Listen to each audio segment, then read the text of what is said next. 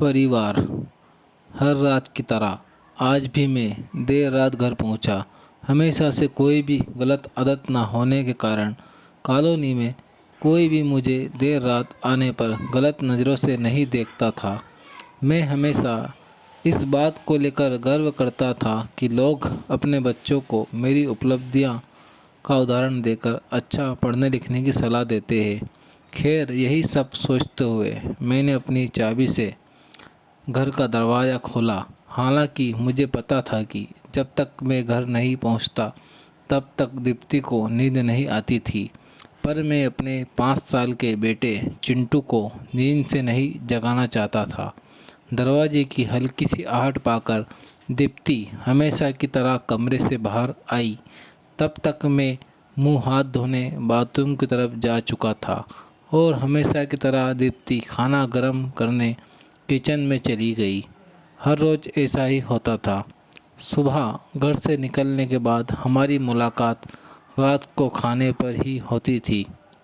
दीप्ति को इस तरह की जीवन शैली से कोई प्रॉब्लम नहीं थी। एक हाई क्लास सोसाइटी में अपनी साख बनाने के लिए हर किसी को इस हद तक की मेहनत करना ही पड़ती थी। काम की भागदौड़ में मैं यह भी भूल गया था कि आज संडे है और आज दिन में मैंने चिंटू के साथ मूवी जाने का प्रॉमिस किया था।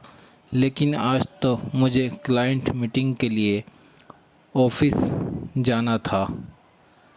मुझे ऑफिस जाता देख चिंटू को अपना मूवी प्लान खतरे में पड़ता दिखाई दे रहा था और शायद इसीलिए वो मुझसे गुस्से से बात कर रहा था। पापा, आप 1 घंटे के कितने पैसे कमा लेते हो? अचानक चिंटू ने पूछा। चिंटू ने पहले कभी इस रवैये से मुझसे बात नहीं की थी। शायद गुस्से में उसने ऐसा कह दिया। लगभग 1000 रुपये, मैंने कहा।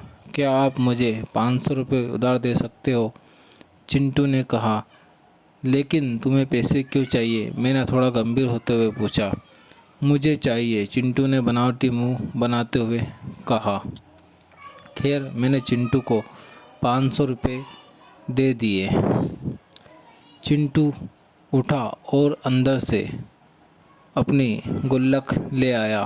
चिंटू ने अपनी गुल्लक से 500 रुपये निकालकर 1000 रुपये मेरे हाथ में रखते हुए कहा, क्या आप कल मुझे आपका 1 घंटा दे सकते हैं? मुझे आपके साथ बैठकर खाना खाना है। बहुत बिगाड़ रखा है तुम्हारी मम्मी ने तुम्हें। चिंटू की इस हरकत पर मैंने गुस्से से चिंटू को एक थप्पड़ लगाते हुए कहा।